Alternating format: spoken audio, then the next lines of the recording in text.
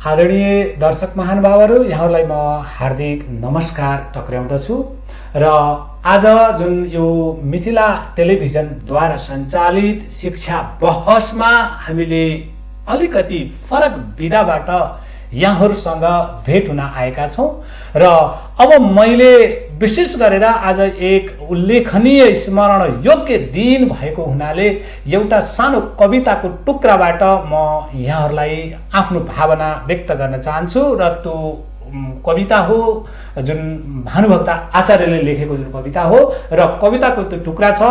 भर जन्म घाँस तिर मनदी धन कमायो, नाम केही रहोस् पछि भनेर कुवा खनायो, घाँसी दरिद्री घरको तर बुद्धि कस्तो, म भानुभक्त धनी भइकन किन यस्तो।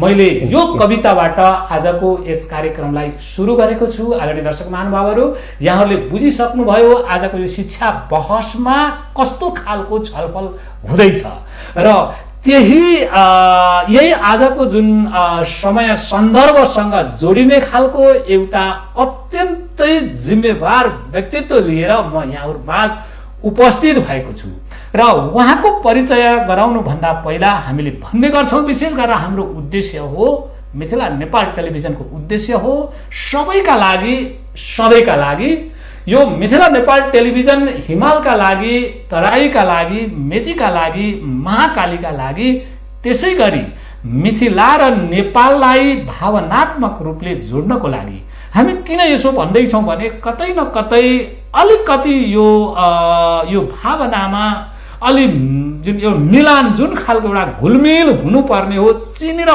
पानी जस्तो घुलमिल हुनुपर्ने हो, नुन र पानी जस्तो घुलमिल हुनुपर्ने हो, कतै अलिकति यो बालुवा र मसिनो बालुवा र पानीको घुलमिल जस्तो हो कि जस्तो देखिएको हुनाले हामीले भन्ने गर्छौं कि मिथिला नेपाल टेलिभिजन मिथिला र नेपाललाई भुलाउनको लागि यो हाम्रो उद्देश्य हो र अब आजको यस्तो व्यक्तित्व हाम्रो माझ हामीले लिएर आएका छौं र उहाँले हाम्रो निमन्त्रणालाई आजकै दिन स्वीकार दिनु पनि मिथिला नेपाल टेलिभिजनले यो अवसरमा उहाँलाई धन्य ठानेको छ र हामी आफूलाई पनि धन्य ठानेका छौं र हामी यो पनि भन्छौं आजबाट यो मिथिला नेपाल टेलिभिजनद्वारा सञ्चालित शिक्षा बहसको उचाइ अरु 2 स्टेप माथि गएको हामीलाई महसुस भएको छ। उक्त व्यक्तित्वले पक्कै पनि त्यो कुरा यहाँलाई महसुस गराउनु पनि हुनेछ र उक्त व्यक्तित्व हुनुहुन्छ जुन नेपाल प्रज्ञा प्रतिष्ठान, जुन विज्ञहरूको प्रज्ञाहरूको एउटा चाहिँ नि घर भनेर भने मैले नेपाली भाषामा, त्यो घरलाई व्यवस्थित गर्ने व्यक्तित्व यहाँले बुझि पनि सक्नु भएको होला र व्यवस्थित गर्ने व्यक्तित्व भनेको सदस्य सचिव रहन्छ र त्यो सदस्य सचिव जस्तो व्यक्तित्वले हामीलाई सम्झिदिनु भएकोमा हामी गौरवान्वित भएका छौं र प्रज्ञा प्रतिष्ठानको सदस्य सचिव प्राध्यापक जगत प्रसाद उपाध्याय, मैले प्राध्यापक जगत प्रसाद उपाध्याय ज्यूलाई यस कार्यक्रम मार्फत हार्दिक स्वागत गर्दछु। सर नमस्कार, धन्यवाद। पक्कै पनि यहाँले हाम्रो यस कार्यक्रमलाई मनन गरेर आइदिनु भयो, हाम्रो निमन्त्रणालाई स्वीकारिदिनु भयो। यहाँको यो स्वीकृतिले पनि हामीलाई निकै गौरवान्वित भएको महसुस भएको छ सर, यहाँलाई धेरै धेरै धन्यवाद। यहाँले पनि मलाई सम्झिनु भयो, नेपाल प्रज्ञा प्रतिष्ठानलाई सम्झिनु भयो र नेपाल प्रज्ञा प्रतिष्ठान र मैले व्यक्तिगत रूपमा भनौँ न गरिरहेका कामका बारेमा आम हाम्रा श्रोताहरू दर्शकहरू माझमा पुर्याउने जुन अवसर प्रदान गर्नुभएको छ र मलाई निम्त्याउनु भएको छ, त्यसका निम्ति म पनि यहाँलाई र लोकप्रिय टेलिभिजनलाई हार्दिक धन्यवाद दिन्छु। पक्कै पनि यो हाम्रो अहोभाग्य पनि हो आजको दिन। र आदरणीय दर्शक महानुभावहरू, यो कार्यक्रम मिथिला नेपाल टेलिभिजन र फेसबुकबाट पनि प्रत्यक्ष प्रसारण भएको कुरा यहाँहरूलाई जानकारी गराउँदछु र हाम्रो प्रज्ञा प्रतिष्ठानको नेपाल प्रज्ञा प्रतिष्ठानको जुन सदस्य सचिव ज्यूको भनाइलाई धेरै भन्दा धेरै जनमानसमा पुर्याइदिनको लागि म हार्दिक अनुरोध गर्दै अब म आजको समय सन्दर्भतिर उहाँसँग जोडिदैछु।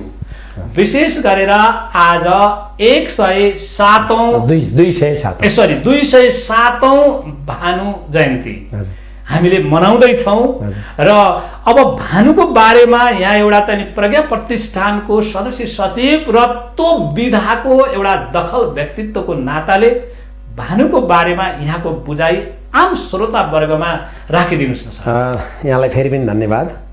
आज साँच्चीकै यहाँले भन्नुभयो जस्तै भानुभक्त आचार्यको 207औं जन्म जयन्ती।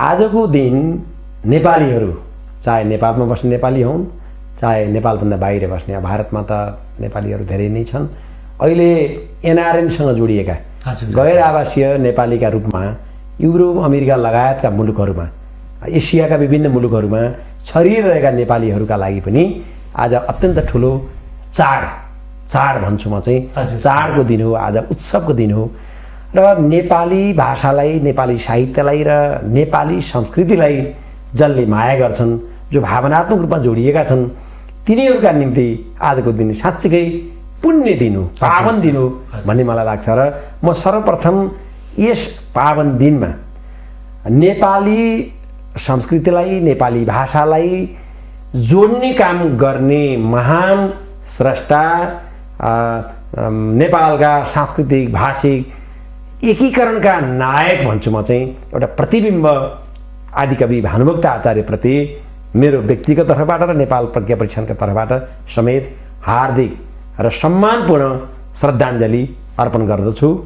र भानुभक्त आचार्यको जुन भूमिकाका बारेमा, योगदानका बारेमा यहाँले प्रश्न गर्नुभयो, वास्तवमा भानुभक्त आचार्य मैले भनिहालेँ नेपाली भाषा र नेपाली साहित्य, नेपाली संस्कृतिका एकीकरणका नायक नै उहाँ हुनुहुन्छ।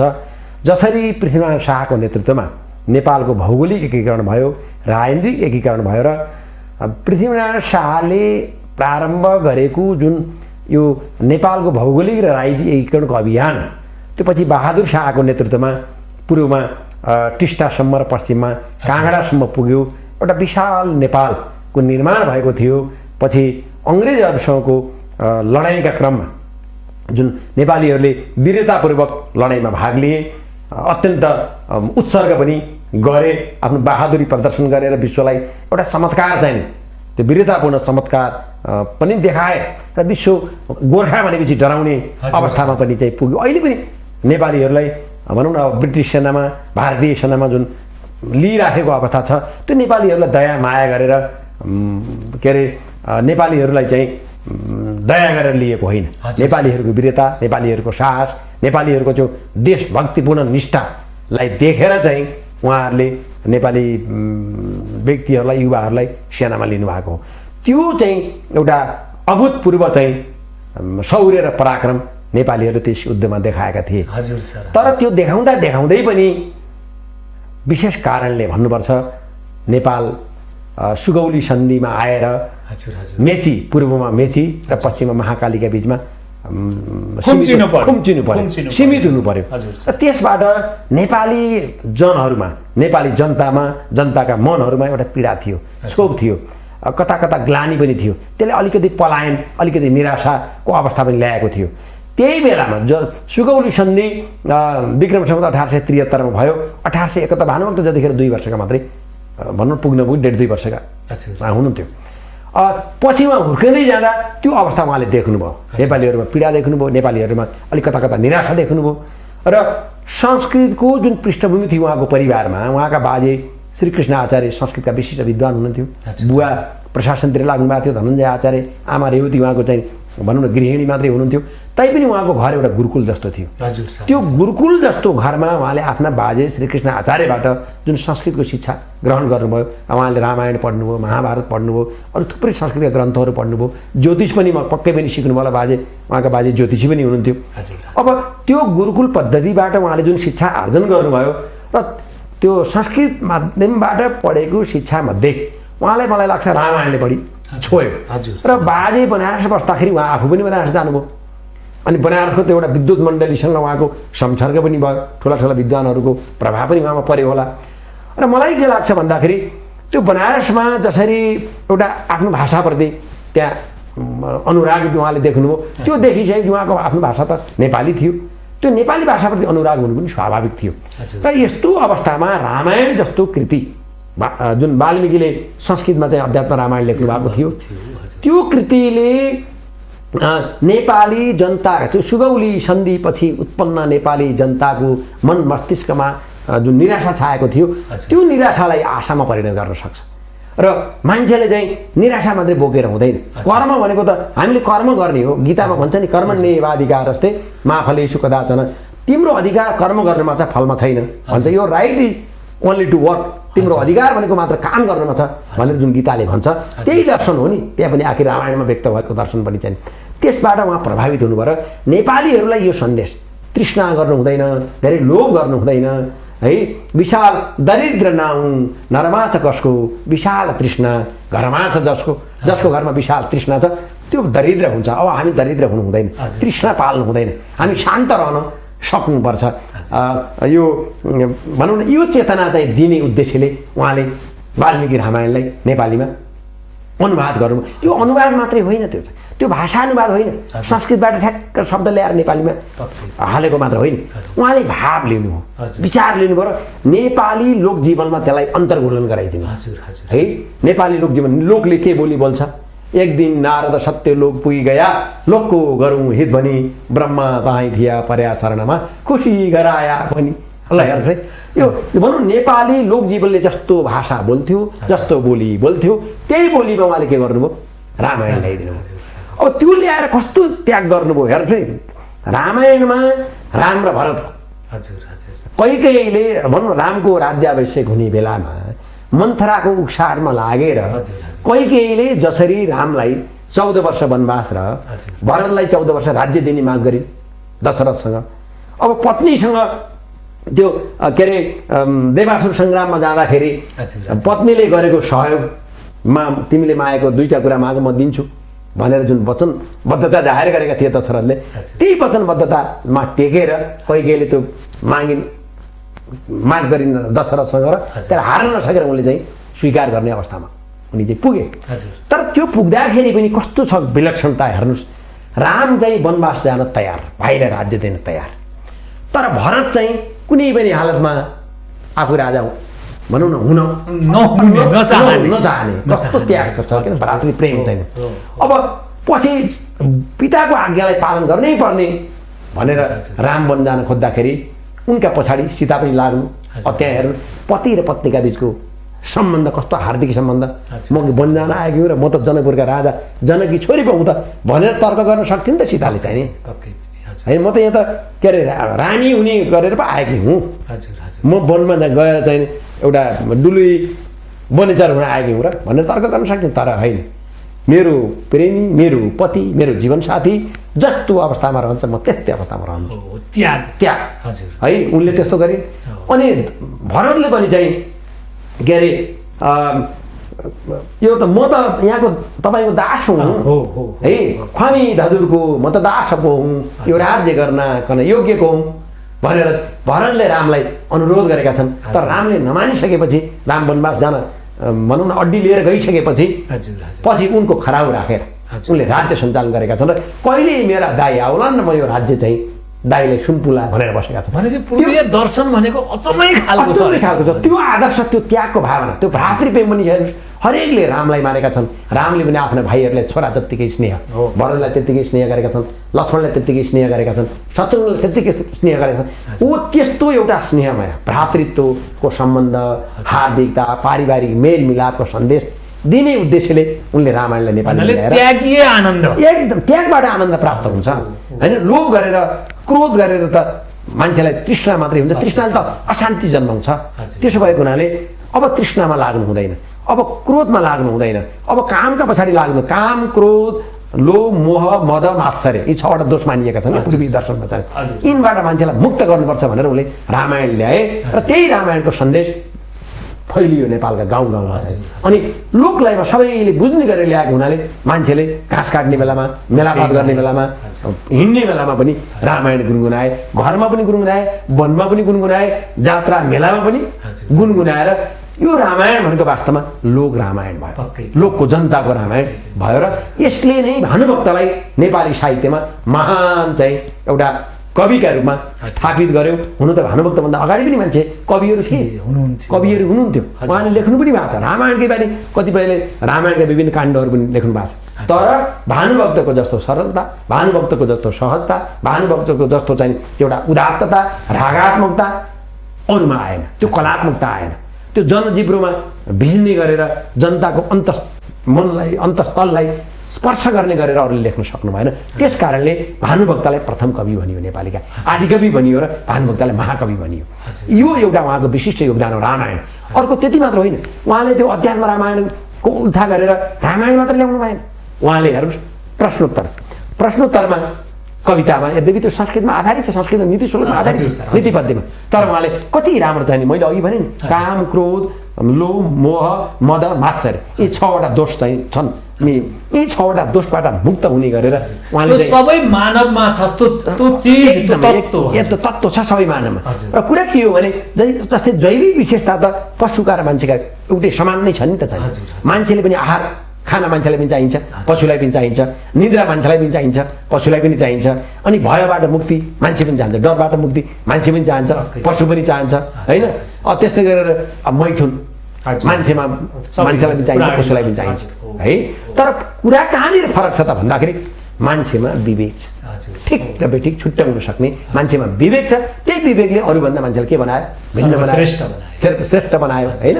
अब अरूमा त्यो छैन। अब त्यो मान्छेमा विवेकको प्रयोग कतिखेर हुन्छ त भन्दाखेरि जब मान्छेले हाम्रा इन्द्रियहरू लोभ गरेन भने, काम वासना जहाँ पाए त्यहाँ देखाएन भने, आफूलाई नियन्त्रण गर्यो भने त्यो बेलामा त्यो विवेकको प्रयोग भनेपछि इन्द्रियहरूलाई बसमा राख्ने। त्यसैले उनले भनेका छन् हामी शत्रु र मित्र भन्छौँ नि, है? मान्छेको शत्रु भनेको पनि आफै हो, मित्र भनेको पनि आफै हो क्या। त्यो संस्कृतमा एउटा भनिन्छ क्या, व्यवहारेण जायन्ते मित्राणि शत्रवस्तथा था भन्छ क्या। व्यवहारले नै हाम्रा शत्रु हुन्छन्, व्यवहारले नै हाम्रा मित्र हुन्छन्। त्यो व्यवहार केमा आधारित हुन्छ भन्दाखेरि हाम्रो इन्द्रियहरूमा आधारित हुन्छ। त्यसैले भानुभक्तले प्रश्नोत्तरमा भने कुन शत्रु हो शत्रु भनेर जान्नु, आफ्ना 10 इन्द्रिय शत्रु मान्नु। 10वटा 5वटा ज्ञानेन्द्रिय, 5वटा कर्मेन्द्रिय, है? शत्रु को हुन् त भन्दा हाम्रा इन्द्रिय शत्रु हुन्। अब कुन मित्र हो मित्र भनेर जान्नु, जित्या तिनै इन्द्रिय मित्र मान्नु। अब हामीले त्यो इन्द्रियलाई बसमा राख्न सक्यौँ भने हाम्रो मित्र हुन्छ।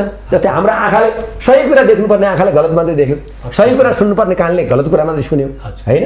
अब त्यस्तै गरेर सही कुराको स्वाद लिनुपर्ने जिब्राले गलत स्वाद लियो, सही कुरा छाम्नुपर्ने चाहिँ छालाले गलत कुरा छामेर बोध गर्यो। अब सही चिन्तन मनन गर्नुपर्ने मनले गलत चिन्तन मनन गर्यो, होइन? अब सुकर्म गर्नुपर्ने हातले अर्कालाई ढुङ्गा प्रहार गर्यो, कुकर्म गर्यो। अब सही बाटो हिँड्नुपर्ने गोडा चाहिँ गलत बाटोमा गएर लात्तीले हान्दै हामी हिँड्यौँ भने त्यो बेलामा के हुन्छ त भन्दाखेरि हाम्रा शत्रु त त्यसै भइहाल्छन्, है? यो यस्ता अत्यन्त मर्मस्पर्शी मान्छेलाई जीवनको सही बाटो देखाउने किसिमको शिक्षा उनले अरू रामायण बाहेकका ग्रन्थबाट पनि दिएका छन्। त्यति मात्र होइन, उनले चाहिँ तपाईँको अब घाँसी अघि यहाँले जुन सुनाउनु भयो, के अरे भरजन्म घाँसतिर धन मन दिधन कमायो नामकै रहोस् पछि भनेर कुवा खनायो, होइन?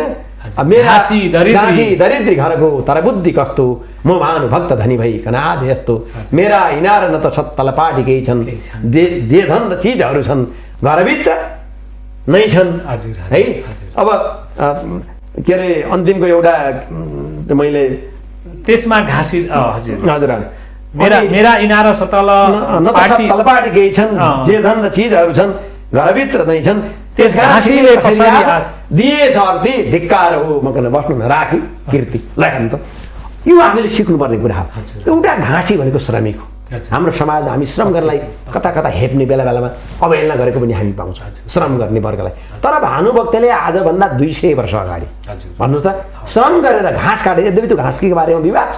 त्यो नेपालको तनहुमा त घाँस बेच्ने मान्छे थिएन, कसरी अहिले त घाँस बेच्दैन नेपालमा।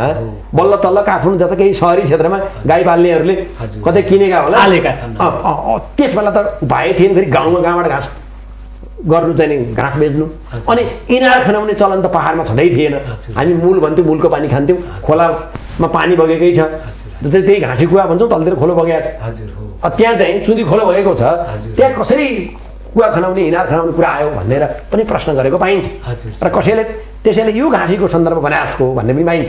तर जे होस् हजुर। जे होस् घाँसी भनेको श्रमिक वर्ग हो, निम्न वर्गको व्यक्ति हो र निम्न वर्गको श्रम गर्ने व्यक्तिबाट पनि उनले शिक्षा लिएर आफूलाई लेखनमा लगाए। रामायणको उनले चाहिँ भनौँ न रचना गरे, बधु शिक्षाको रचना गरे, अब गीता राम गीताको रचना गरे, भक्तमालाको रचना गरे, प्रश्नोत्तरको रचना गरेर थुप्रै फुटकर कविताहरू रचना गरे।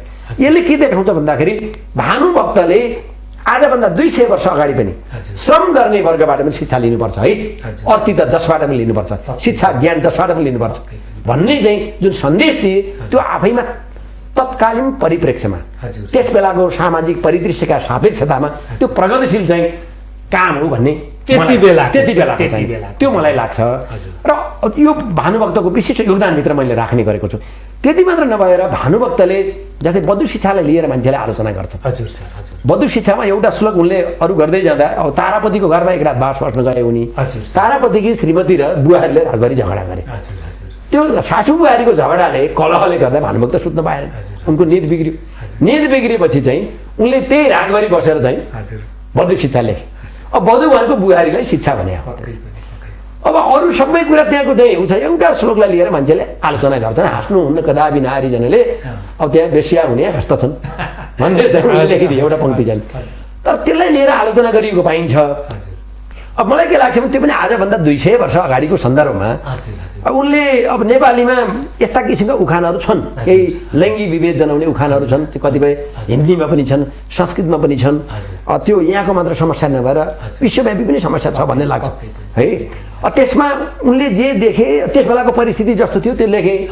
तर अरू कुरा त्यसलाई छोडेर अरू कुरामा जाने हो भने जस्तै बुहारीले त्यस बेला पुरुषहरूले बाहिरको काम गर्ने होइन, कमाएर ल्याउने, महिलाले घर हेर्ने, खाना बनाउने, अब छोराछोरीलाई हुर्काउने, लालन पालन गर्ने, त्यस्तो थियो नि त त्यस बेला चाहिँ। त्यो श्रमको विभाजन पनि हो। र नारीले घरमा आएका पाहुनालाई भोको नपठाउनु भन्ने पनि छ।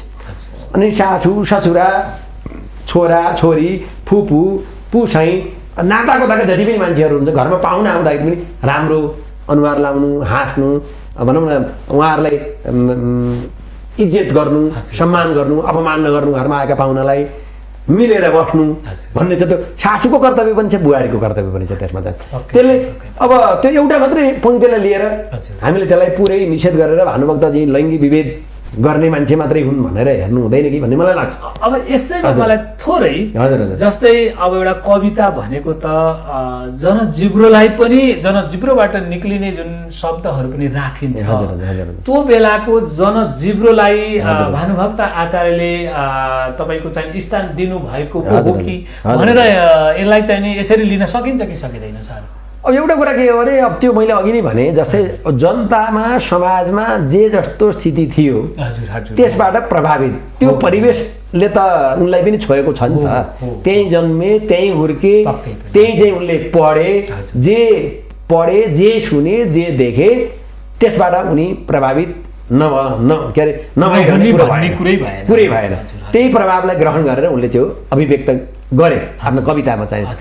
अब तर त्यसलाई मात्र आधार बनाएर उनका अरू सबै योगदानलाई अवमूल्यन गर्नु हुँदैन, त्यति उपयुक्त होइन। अब मैले थोरै जस्तै अब नेपालमा धेरै कविहरू जन्मनु भयो, धेरै साहित्यकार जन्मनु भयो र म विशेष गरेर यो भारतको सिक्किम अनि दार्जिलिङ त्यो एरियामा त्यो क्षेत्रमा म अलिकति घुमेको छु सर।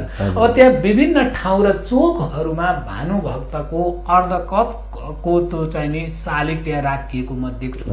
भनेपछि पूर्णकथकै छ, कतिपय ठाउँमा पूर्णकथको छ, कतिपय ठाउँमा अर्धकथको पनि छ सर। अनि त्यस पछाडि त्यो ठाउँमा भानुभक्तलाई यो खालको सम्मान किन दिएको होला जस्तो लाग्छ? अब एउटा कुरा के छ भने मैले सुरुमै भने भानुभक्त कुनै भूगोलभित्र भनौँ सीमित हुने व्यक्तित्व होइन। हाम्रो भूगोल अलग अलग भयो भने जस्तै भारतमा बस्ने नेपाली भाषी जुन समुदाय छ हाम्रो भूगोल अलग छ, राष्ट्र अलग छ, राष्ट्रियता अलग छ, तर हामी भाषिक दृष्टिले, सांस्कृतिक दृष्टिले, साहित्यिक दृष्टिले फेरि जोडिएका छौँ होइन।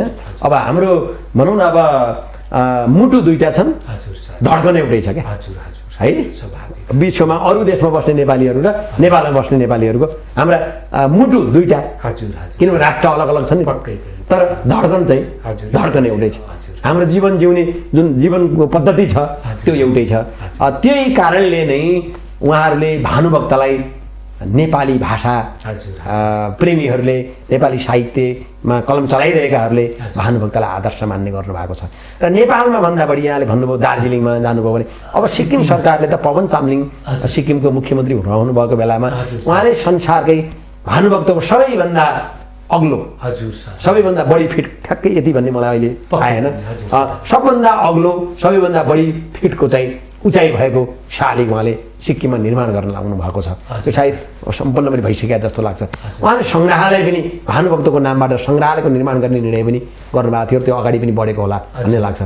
र यसरी जातीय कविका रूपमा नेपाली जातीय कविका रूपमा नेपाली एउटा भाषाको महान कविका रूपमा र नेपाली भाषामा साहित्य लेख्ने एउटा भनौँ न सशक्त साहित्य लेख्ने पहिलो कविका रूपमा भानुभक्तलाई उहाँहरूले लिनुभएको छ र हामीले पनि लिएका छौँ। त्यस कारणले अहिले भानुभक्तको छवि भनेको अब राष्ट्रिय मात्र होइन, अन्तर्राष्ट्रिय छवि। आज त विश्वभरि नेपालीहरू यो ग्लोबलाइजेसनको जमाना पनि हो, भूमण्डलीकरण भएकै छ, विश्व सारा एउटै ग्राममा परिणत भएको छ र आज नेपालीहरू अमेरिका युरोपका देशहरू एसियाका विभिन्न मुलुकहरूमा जहाँ छरिएर रहनु भएको छ त्यहाँ भानुभक्त पुग्नु भएको छ, त्यहाँ नेपाली साहित्य पुगेको छ, नेपाली भाषा पुगेको छ, नेपाली साहित्य पुगेको छ र भानुभक्त आज चाहिँ भनौँ नेपालको राष्ट्रिय कवि त हुँदै हो, हाम्रो राष्ट्रिय विभूति हुँदै हो। यति मात्र नभएर उहाँको जुन व्यक्तित्व छ त्यो स्रष्टा व्यक्तित्व साहित्यकार व्यक्तित्व त्यो चाहिँ आज विश्वभरि फैलिएको छ। त्यसो भए अब भानुभक्त नेपाली कवि मात्र होइन, अब भानुभक्त विश्वकवि हो, विश्वकवि हो भानुभक्तलाई। त्यसरी हामीले बुझ्नुपर्छ भन्ने मलाई पनि लाग्छ। र अर्को कुरा उहाँको के छ भने अघि रामायणको कुरा गऱ्यौँ, हामीले प्रश्नोत्तरको कुरा गऱ्यौँ, गलत बाटोमा लाग्नु हुँदैन। सत्य हेर्नुहोस् है, अहिले पनि हामी सत्यको अनुयायी त हुन् त पक्कै है। कुन सत्य हो, सत्य कसरी जान्नु, जुन प्राणीको हित छ ऊ सत्य मान्नु।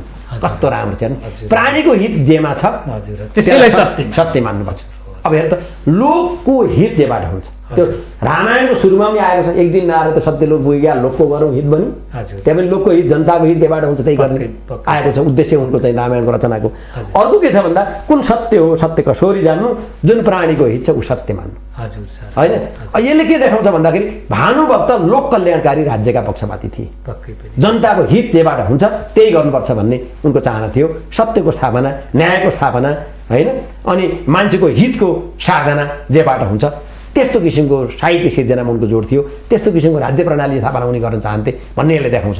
अर्को कुरा उनी हजुर के अब मैले सरसँग अब भानुको बारेमा फेरि सर चाहिँ नि अब प्राध्यापक जुन जगत प्रसाद जुन उपाध्यायले कति समय लाग्छ भन्ने कुरो त यो आजको यो समय सकिने कुरो पनि होइन, युग चाहिँ त्यसैको बारेमा सरले चाहिँ नि हप्तौं प्रवचन दिन सक्नुहुन्छ, किनभने त्यही विधामा यहाँ परिचित हुनुहुन्छ।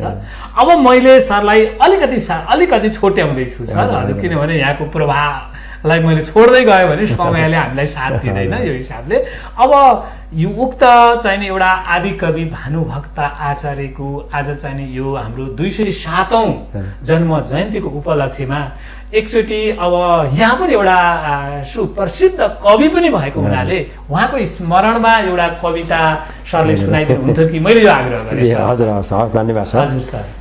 म अघि भन्दै थिएँ भानुभक्तले रामायण प्रश्नोत्तर बधु शिक्षा र त्यो रामगीता भक्तमाला मात्र नलेखेर उनी जहाँबाट जस्तै जेलमा बसे, आफ्ना बुवाले हिसाब किताब आफू बुवा खरदार हुँदाखेरि उनी बितेपछि छोराछोरीले पनि उत्तराधिकारी जो त्यसले त्यो सजाय भोग्नु पर्दो रहेछ कि त्यस्तो कानुन रहेछ।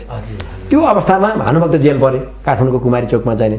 त्यो जेल पर्दाखेरि जेलभित्रको पीडालाई पनि उनले लेखे। रोज दर्शन पाउँछु, के अरे चरणको ताप छैन मनमा कछु, रातभर नाच पनि हेर्छु खर्च नगरी, ठुलो चयनमा म छु, लामखुट्ट्या उपियाँ उडुसीसँगै छन्, यिनकै लहरमा बसी लामखुट्ट्याहरू नाप्दछन्, यी नाच्छन् म हेर्छु बसी। यस्ता व्यङ्ग्य चेतनाका कविता पनि उहाँले लेख्नु।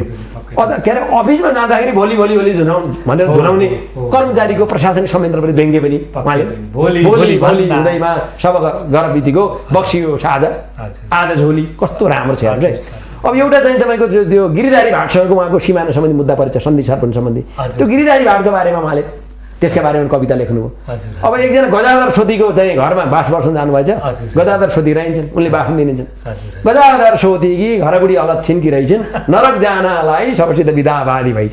ल हेर्नु जस्तो परिस्थिति दिएको तत्काल कविता लेख्न हजुर। सक्ने त्यो एउटा आफू कवित्व पक्कै पनि उहाँमा थियो।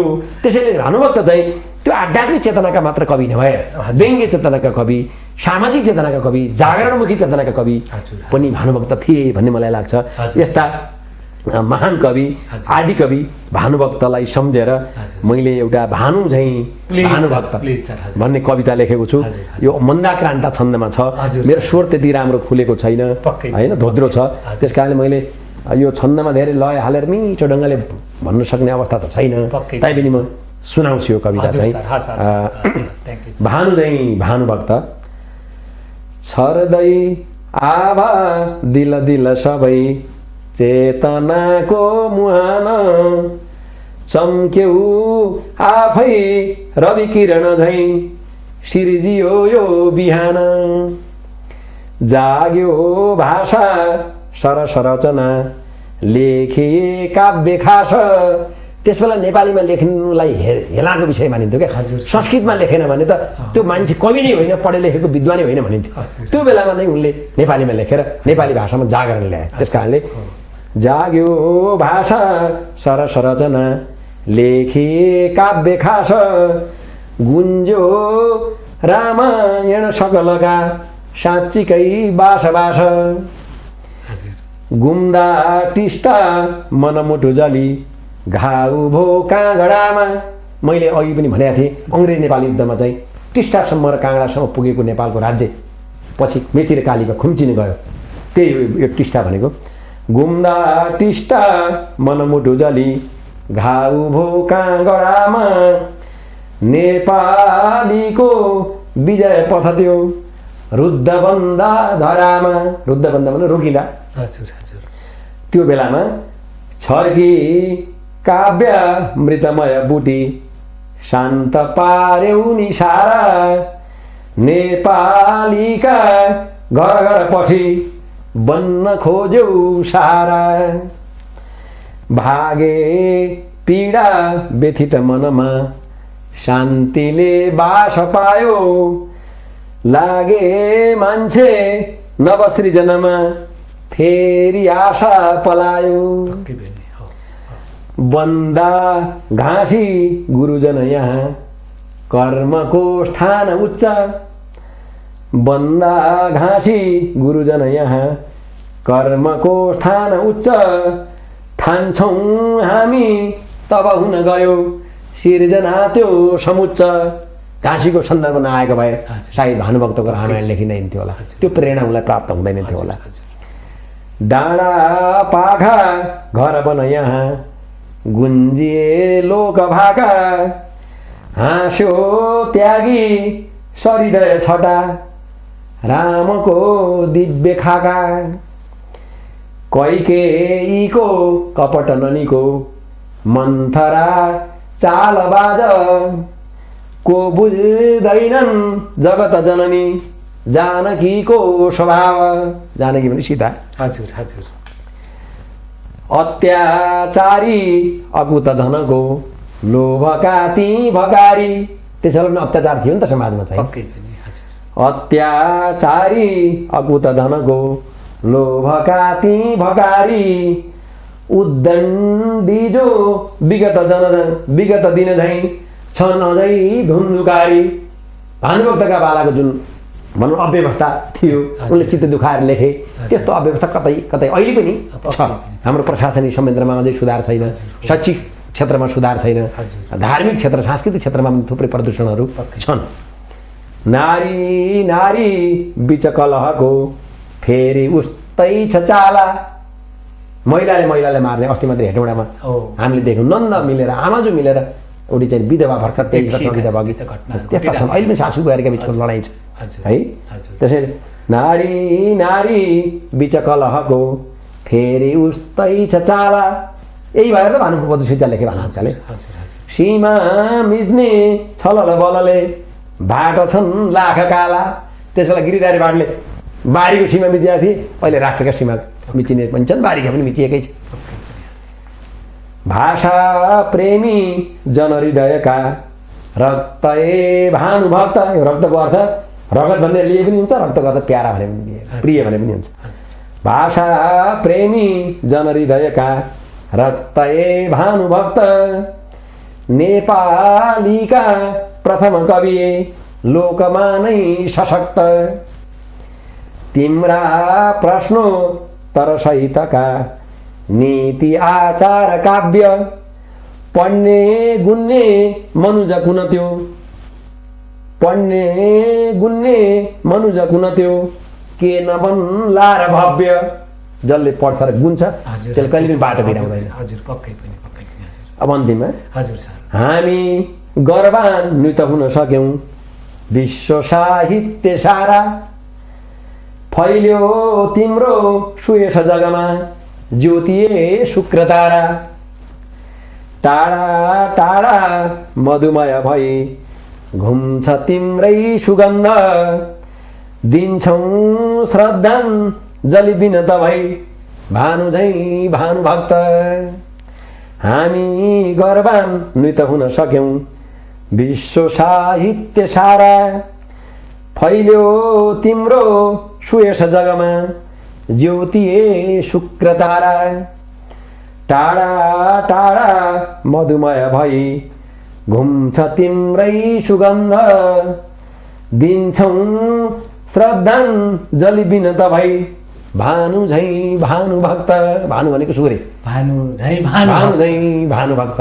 साँच्चीकै उहाँ सूर्य जस्तै हुनुहुन्छ, चम्किलो हुनुहुन्छ नेपाली साहित्य भाषाका निम्ति चाहिँ भन्ने लागेर भानु नै भानुभक्त। पक्कै पनि सरलाई धेरै धेरै धन्यवाद। आदरणीय दर्शक महानुभावहरू, आज हामीले यस मिथिला नेपाल टेलिभिजनद्वारा सञ्चालित शिक्षा बहस मार्फत एउटा नेपाल प्रज्ञा प्रतिष्ठानको ओजिलो व्यक्तित्व, जुन नेपाली भाषा साहित्यको प्रखर व्यक्तित्व मार्फत अथवा बाट हामीले यो लाइभ कार्यक्रम, यो प्रत्यक्ष प्रसारण उहाँकै मुख आखरित जुन कविता हामीले यहाँहरूलाई सुनायौँ। आज यो मिथिला नेपाल टेलिभिजन साह्रै नै गौरवित भएको महसुस गरेको छ र हामीले उक्त व्यक्तित्वको प्रत्यक्ष प्रसारण, त्यसमा पनि भानु जयन्तीको उपलक्ष्यमा यो हाम्रो मिथिला नेपाल टेलिभिजनको स्टुडियोबाटै जुन हामीले यो एउटा प्रयत्न गर्यौं, प्रयत्नलाई सफल बनाइदिनु भएकोमा सदस्य सचिवज्यूलाई म हार्दिक नमन टक्राउन चाहन्छु। यहाँलाई पनि धेरै धेरै धन्यवाद, आभार व्यक्त गर्दछु। पक्कै पनि सरलाई धेरै धन्यवाद। अब म फेरि अलिक फरकतिर जाँदैछु। अब यहाँ नेपाली विधाको एउटा प्रखर व्यक्तित्व हुनुहुन्छ र त्यही प्रखर व्यक्तित्वको नाताले अहिले त्यो ठाउँमा पनि हुनुहुन्छ। अब मैले सरसँग के कुरा जोड्न थालेँ भने त्यो बेला जुन तनहुँको रम्घामा जन्मनु भएको भानुभक्त र काठमाडौँको भुसी टोलमा जन्मनु भएको मोतीराम भट्ट त्यति सरल अवस्था चाहिँ होइन, तर एक आपसका सहयोगी भनेर पनि हामीले चिन्ने गरिन्छ। यो नेपाली साहित्यमा भानु र मोतीको योगदान र उहाँहरूको सम्बन्धलाई यहाँले कसरी बुझ्नु भएको छ, सकेसम्म अलि नलम्बाइकन। हजुर सर। हजुर धन्यवाद। सबभन्दा त के छ भने भानुभक्त र मोतीराम, भानुभक्त त्यस बेलाको तनहुँको चुनिरम्गा भनौँ पहाडी गाउँ, अहिले जस्ता बाटाघाटा थिएन, पुल पुलेसा थिएन, यातायात थिएन, सञ्चार थिएन होइन। त्यो कसरी जोडिनु भयो होला भन्ने सन्दर्भ मान्छेलाई अनौठो लाग्छ। फेरि उहाँहरूको बिचमा के छ भने जस्तै भानुभक्त 1871 असार 29 गते आजकै दिन जन्मिनु भयो। अब मोतीराम भट्ट 1923 साल कुशेऔँसीको दिनमा जन्मिनु भयो। उमेरमा पनि लगभग 1925 मा त भानुभक्तको देहावसान नै भइसक्यो। मोतीराम 2 वर्ष 1.5-2 वर्षको हुँदाखेरि भानुभक्त बितिसक्नु भएको थियो। उहाँहरू कसरी जोडिनु भयो होला भन्ने जुन प्रश्न छ त्यो महत्त्वपूर्ण छ। यसमा के छ भने भानुभक्त आचार्य तनहुँ जिल्लाको चुनिरम्गामा जन्मे पनि अब के कारणले हो, उहाँकी दिदीको बिहा काठमाडौँ भएछ हेर्नुहोस् है। काठमाडौँको भोसीको टोल नजिकै त्यो महाबौद्धको भित्र उहाँको दिदीको चाहिँ बिहा भएको रहेछ र अर्याल, उहाँ आफै पनि लेखक दैवज्ञ केशरी अर्याल जस्तो लाग्छ नाम मलाई। उहाँ भानुभक्तको भिनाजु हुनुहुन्थ्यो, उहाँ आफैमा कवि पनि हुनुहुन्थ्यो।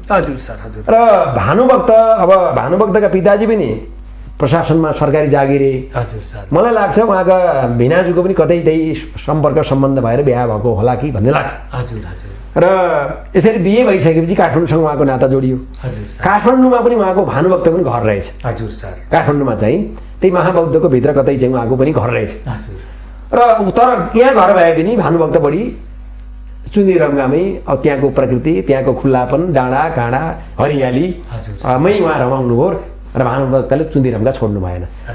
पछि जब भानुभक्त आचार्य आफ्नो पिताजी धनञ्जय आचार्यको निधन भयो, उहाँका बुवाको निधन भयो, निधन भएपछि मैले अघि पनि भने त्यस बेलाको कानुन त्यस्तो रहेछ। पिताको निधन भएपछि पनि उहाँको कुनै श्रेष्ठता नमिलेको रहेछ, कुनै चाहिँ भनौँ न बेरुजु भन्छौँ नि अहिले हामी चाहिँ, त्यस्तो केही रहेछ र त्यो फर्सिड हुन बाँकी रहेको अवस्था रहेछ भने जसले अंश खान्छ त्यसले चाहिँ त्यसको दायित्व दण्डको चाहिँ भागी पनि हुनुपर्ने भन्ने रहेछ। त्यस बेलाको चाहिँ विधि व्यवस्था त्यस्तो रहेछ भन्ने बुझ्नुपर्छ अहिले हामीले चाहिँ। अहिले जस्तै मान्छे आफू बित्यो भने सिद्धिन्छ, उसको अपराध गरेको भए पनि अथवा बेरुजु रहे पनि अथवा केही त्यस्तो रहेछ भने लाग्दैन। कोही उत्तराधिकारीले म तिर्छु भनेर आयो भने बाहेक मान्छे बितिसक्यो भने त्यसमाथि कानुन फेरि मुद्दा चल्दैन, भनौँ न अगाडि बढ्दैन। तर त्यस बेला बढ्दो रहेछ। उत्तराधिकारी जसले अंश खायो अथवा उत्तराधिकारीको रूपमा रहेका सन्तानहरूले त्यो दण्ड भोग्नु पर्दो रहेछ र भानुभक्त जेल पर्नु पर्यो। भानुभक्त जेल पर्दाखेरि उनी काठमाडौँको कुमारी चोकमा थुनिनु पर्यो।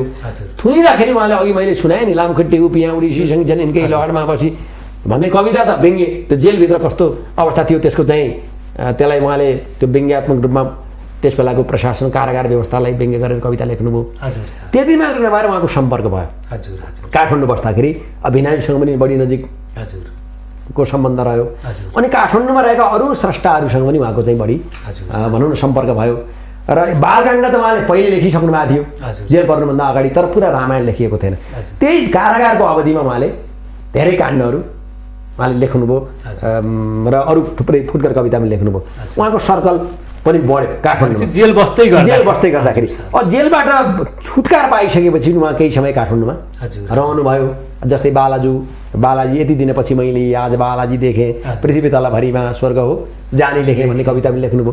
अनि के अरे अमरावती कान्तिपुरी अलगापुरी कान्तिपुरी नगरी भनेर पनि लेख्नु, लखनऊ पटना मद्रास सरी है, अनि अलगापुरी कान्तिपुरी नगरी भनेर उहाँले त्यो बाहिरी जगतका जुन सहरका नाम लेख्नु भएको छ त्यसमा चाहिँ ती सहर जत्तिकै काठमाडौँ पनि सहर छ र यो साँच्चीकै अलगापुरी हो, यो स्वर्गपुरी हो भनेर चाहिँ उहाँले त्यो यसलाई अमरावतीका रूपमा चाहिँ चित्रण गर्नुभएको छ।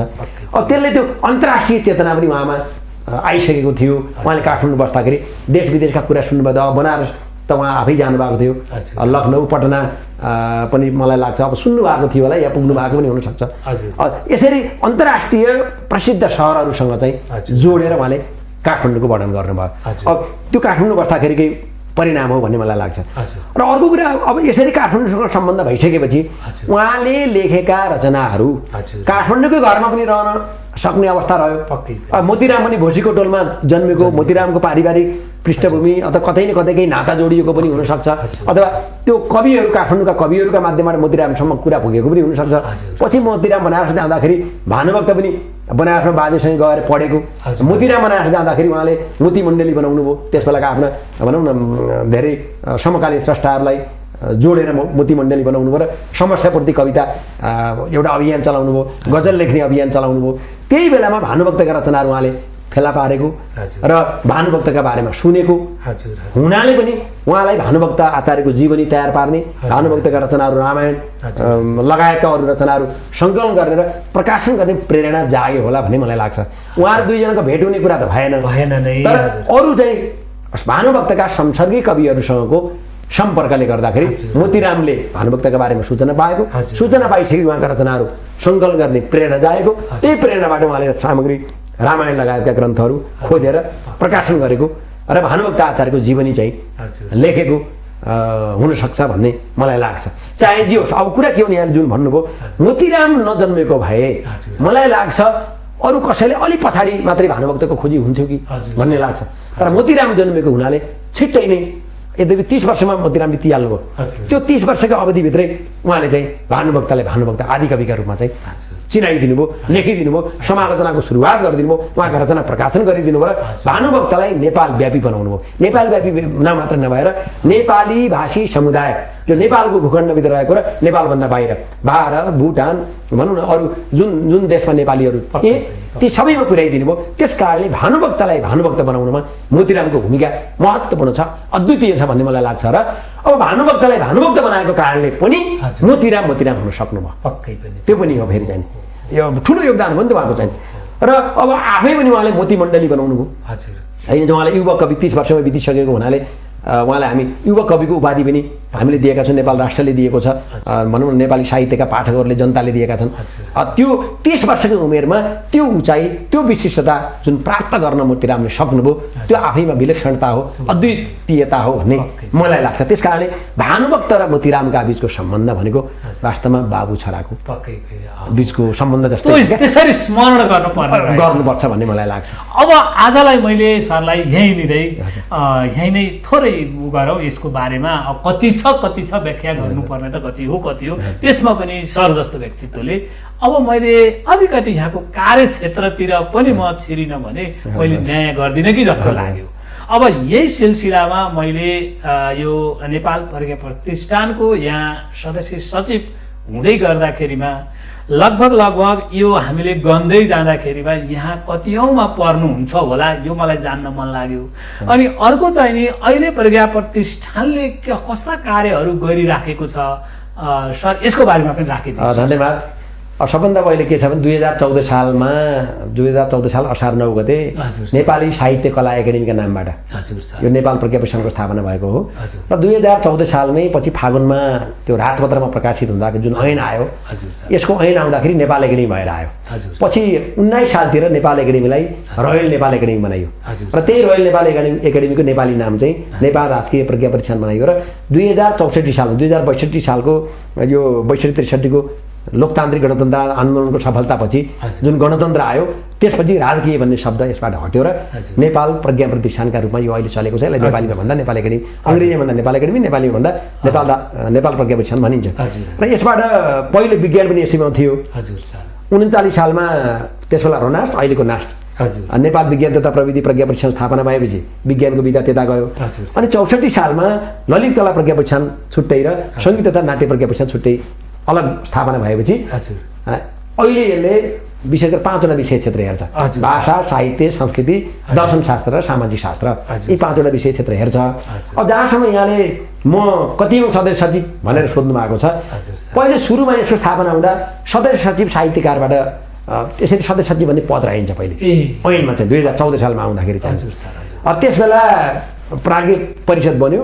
राजा महेन्द्र त्यसको प्रथम कुलपति, बालचन्द्र शर्मा प्रथम उपकुलपति, त्यसपछि महाकवि लक्ष्मीप्रसाद देवकोटा, कवि शिरोमणि लेखनाथ पौडेल, अब नाटक वरिष्ठ नाटककार, नाट्य सम्राट पनि भनिन्छ उहाँलाई, बालकृष्ण सम, सोमनाथ पण्डितराज, सोमनाथ सिगदेल, सिद्धिचरण श्रेष्ठ लगायतको त्यस बेलाका दिग्गज साहित्यकारहरू सहितको चाहिँ एउटा परिषद बन्यो। र त्यसमा चाहिँ सदस्य सचिव भन्ने थिएन। पछि प्रशासनबाट अथवा त्यही परिषदले आफैले मनोनित गर्ने व्यवस्था रहेछ। र यो पहिलोचोटि सदस्य सचिवका रूपमा 2031 सालमा त्यस बेलाको नेपाल राजकीय प्रज्ञा प्रतिष्ठानको जुन ऐन आयो त्यसले मात्रै यो सिधै माथि नियुक्ति, पहिले राजाबाट नियुक्ति हुने व्यवस्था भयो ऐनमा व्यवस्था भयो सदस्य सचिवको।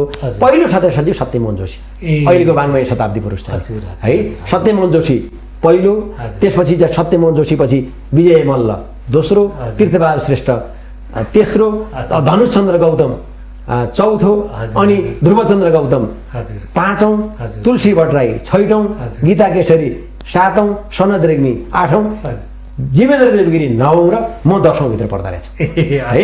यसरी म 10औं सदस्य सचिव, जगत प्रसाद उपाध्याय चाहिँ नि 10औं सदस्य सचिव चाहिँ कम्तीमा पनि यहाँले जुन स्रष्टा सम्मान जुन गर्नुभयो, मैले त यहाँको बारेमा मात्रै सोधेको थिएँ, सबैको वृत्तान्त यहाँले सुनाइदिनु भयो, यहाँलाई धेरै धेरै धन्यवाद सर। अब मैले अर्को पनि जस्तै धेरै लगभग यहाँ 10औं सदस्य सचिव हुनुहुन्छ र धेरै भनेपछि अब अरू 9औं सदस्य सचिवहरू गइसकेको अवस्था हो।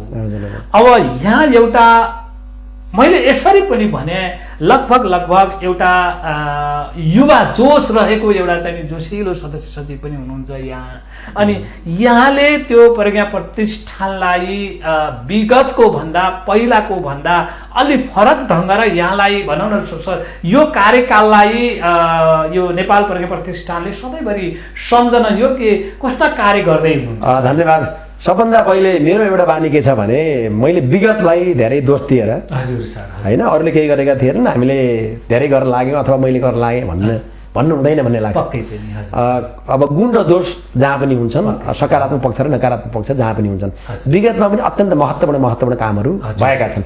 जस्तै महेन्द्रले नै जुन पहल लिएर स्थापना भयो, देवकोटाले नागरिक तहमा पहल गर्ने, बालचन्द्र शर्माले पहुँच पुर्याउने राज्य सत्तामा, र महेन्द्रले सकारात्मक रूपमा लिएर त्यसलाई चाहिँ स्थापनामा जुन योगदान गर्नुभयो उहाँहरूले, त्यसको पनि हामीले सम्झना गर्नुपर्छ। र त्यसभन्दा पछाडिका अरू कुलपति भनौँ न, अब केदारमान बेथित, बालकृष्ण सम, सूर्य विक्रम गेवाली, लयनसिंह बाङदेल, माधव घिमिरे हुँदै ईश्वर बराल, अब मदनमणि दीक्षित, मोहन कोइराला, त्यस्तै गरेर वासुदेव त्रिपाठी हुँदै बैरागी गाइला हुँदै अहिलेका कुलपति गङ्गा प्रसाद उप्रेती, उहाँको दोस्रो कार्यकाल हो यो चाहिँ। उहाँहरूले आफ्नो कार्यकालमा जुन सकारात्मक काम गर्नुभएको छ तिनलाई हामीले सम्झिनुपर्छ भन्ने लाग्छ।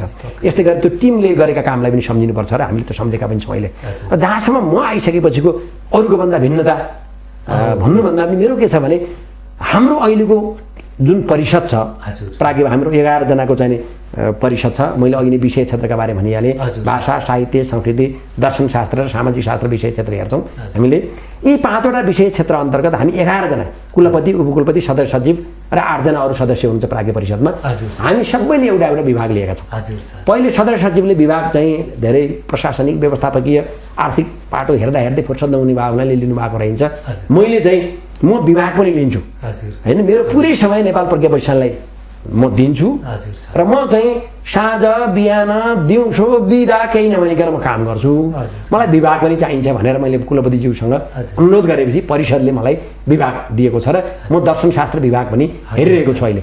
यस्तै गरेर कुलपतिज्यूले नेपाली भाषा विभागको विभाग हेर्नुहुन्छ, भाषा कोश र व्याकरण विभाग हेर्नुहुन्छ, उपकुलपतिले संस्कृति विभाग हेर्नुहुन्छ, त्यसरी म दर्शनशास्त्र विभाग गर्छु र अरू 8 जना सदस्यहरूले विभिन्न विभाग, जस्तै साहित्य अन्तर्गत हाम्रा 6वटा विभाग छन्। नेपाली पद्य काव्य विभाग छ, त्यो हाम्रो डाक्टर हेमनाथ पौडेलले हेर्नुहुन्छ। अब मातृभाषा विभाग प्राध्यापक डाक्टर योगेन्द्र यादवले हेर्नुहुन्छ। सामाजिक शास्त्र विभाग वरिष्ठ इतिहासकार प्राध्यापक दिनेश राज पन्तले हेर्नुहुन्छ। साहित्य अन्तर्गतको अनुवाद विभाग उषा ठाकुरले हेर्नुहुन्छ। अनि आख्यान विभाग माया ठाकुरले हेर्नुहुन्छ। समालोचना र निबन्ध विभाग गोविन्द्र पौडेलले हेर्नुहुन्छ। बाल साहित्य र लोकवार्ता विभाग देवी नेपालले हेर्नुहुन्छ। त्यस्तै मातृभाषा साहित्य विभाग लक्ष्मीमालीले हेर्नुहुन्छ। यसरी हामीले 11 जनालाई 11वटा विभाग चाहिँ बाँडेका छौँ र अत्यन्त समन्वयपूर्वक हामीले काम गरेका छौँ। हाम्रो अहिलेको कुलपति गङ्गा प्रसाद उप्रेती अत्यन्त सुझबुझपूर्ण व्यक्तित्व हुनुहुन्छ। व्यवस्थापकीय र प्रशासनिक कुशलता पनि उहाँमा पनि छ। अब म आफैले पनि संस्कृत विश्वविद्यालयको भनौँ पहिले रजिस्ट्रार भएर काम गरेँ, क्याम्पस प्रमुख भएर काम गरेँ, सहायक क्याम्पस प्रमुख भएर काम गरेँ। त्यस कारणले म आफै पनि प्रशासन पनि गरेर आएको, व्यवस्थापन पनि गरेर आएको, यो शैक्षिक प्राज्ञिक क्षेत्रबाट आएको हुनाले मलाई धेरै नयाँपन पनि त्यस्तो छैन र हामीले अत्यन्त महत्त्वपूर्ण कामहरू प्रारम्भ गरेका छौँ। केही चाहिँ यहाँलाई जानकारी गराउन चाहन्छु। आज मात्रै हामीले यो बिहान मात्रै हाम्रा माननीय संस्कृति पर्यटन तथा नागरिक उड्डयन मन्त्रीज्यू योगेश भट्टराईज्यूको मोबाइलमा हामीले नेपाल प्रज्ञा प्रतिष्ठानद्वारा प्रकाशन गरिएको नेपाली बृहत शब्दकोशको एप बनायौँ। यही लकडाउनकै अवधिमा हेर्नुहोस्, हामी लकडाउनमा पनि घर लकडाउन छ भनेर डराएर घर मात्रै बसेन, पुरै बिदाको दिन पनि कार्यालयमा आएर खटेर काम सम्पन्न गऱ्यौँ। अहिले हाम्रो नेपाली बृहत शब्दकोशको 10औं संस्करणको त्यो प्रिन्टेड चाहिँ कपी पनि अब आउँदैछ, बाइन्डिङ भइसकेको छ। त्यसको एप, मोबाइल एप पनि तयार भएको छ। आज मन्त्रीज्यूको र सचिव संस्कृति सचिव केदारबहादुर अधिकारीज्यूको मोबाइलमा हामीले डाउनलोड गऱ्यौँ। भोलि 10 बजे सम्माननीय प्रधानमन्त्रीज्यू जो नेपाल प्रज्ञा प्रतिष्ठानका प्रमुख संरक्षक पनि हुनुहुन्छ, उहाँ सम्माननीय केपी शर्मा ओलीज्यूबाट यसको सार्वजनिकरण पनि हुँदैछ। हामी भोलि वार्षिक प्रतिवेदन पनि उहाँलाई हस्तान्तरण गर्दैछौँ र यसको सार्वजनिकरण पनि गर्दैछौँ। यो एउटा महत्त्वपूर्ण काम भयो भन्ने मलाई लाग्छ।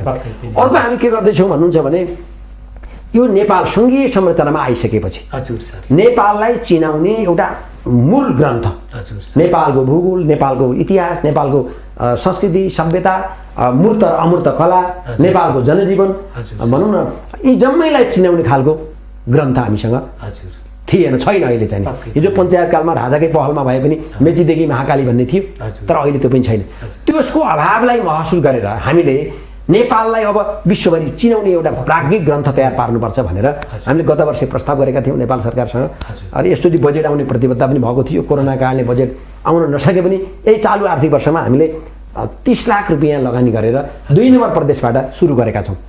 यो 10वटा विषयमा 10वटा अलग अलग अध्ययन गराइरहेका छौँ, लेखाइरहेका छौँ।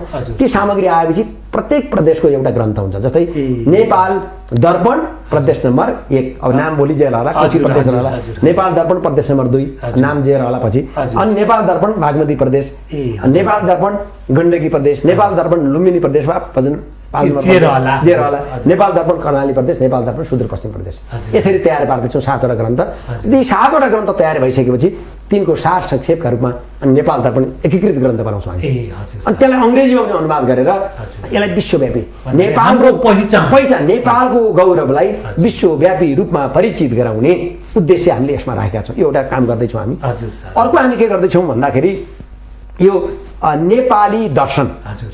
यो नेपाल भनेको पूर्वीय दर्शन उद्गम भूमि नेपाल नै हो। ऋग्वेदका कतिपय मन्त्रहरू नेपालमा रचिएका छन्।